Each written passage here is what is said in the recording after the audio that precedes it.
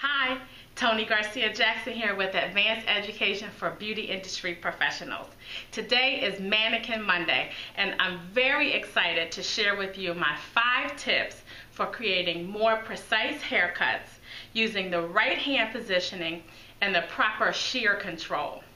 Now, many of you may already know that it is my mission to empower and educate stylists through advanced training to make more money doing exactly what they love.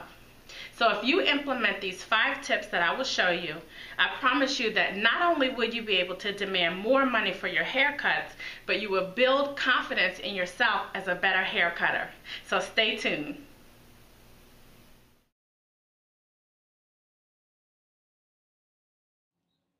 Choose the right size shears.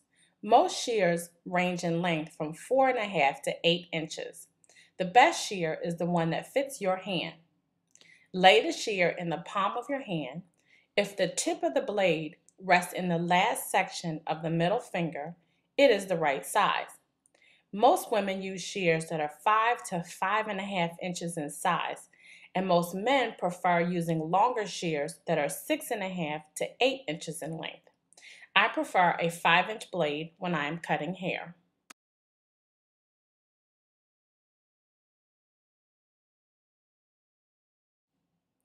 Place your fingers correctly in the shears. Be sure to place your pinky finger on the tang, your ring finger in the finger grip, thumb in the thumb grip, and your index finger rests just below the pivot screw.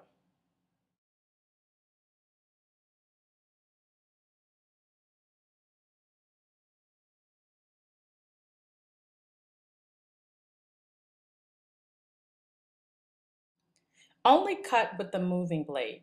Use the thumb to operate the moving blade and allow the still blade to remain still.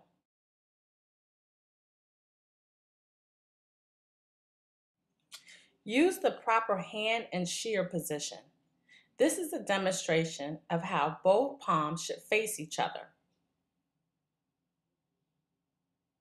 This is a demonstration of shear over finger position.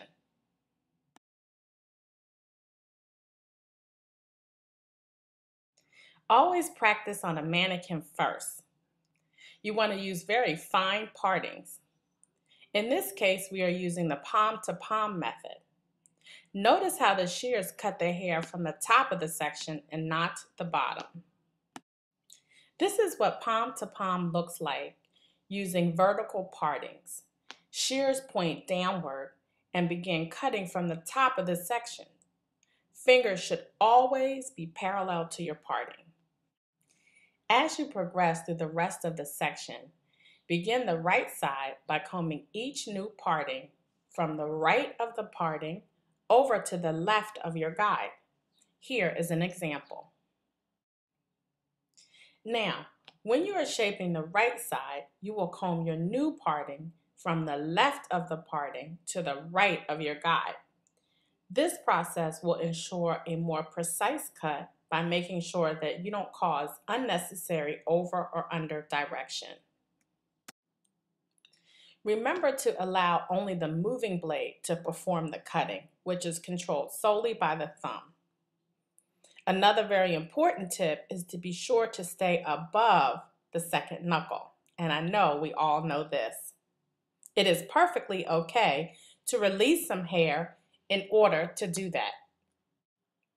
Watch how I continue to comb each new parting into the left of my guide. And you can do this whether you have a stationary or a traveling guide. Continue through, allowing the moving blade to do the cutting and allow the still blade to remain still. Remember to keep your fingers parallel to your parting. Here I have switched to palm-to-palm positioning with a horizontal parting. Notice how I am holding the shears. My fingers should not be pointing in my direction, rather my fingers should be pointing towards the mannequin. Again, take notice how I am holding the shears. Palm to palm is a great technique to use when you are cutting designs with moderate to low elevation or for use with flat layering.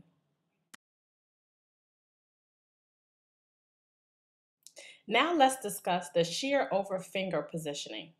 This is a technique that we are all very familiar with. This method is best used for moderate to long layering designs. The key with shear over finger is relatively the same to that of palm to palm, in that you should continue to use fine partings to ensure that you can continue to see your guide and keep your fingers parallel to your parting. These tips help me every time I create a custom haircut for a client, and I hope you find these tips useful. If you have some of your own tips to help create more precise haircuts, please subscribe to Tony TV because I would love to hear them. And until the next Mannequin Monday, I'll see you next week. Bye-bye.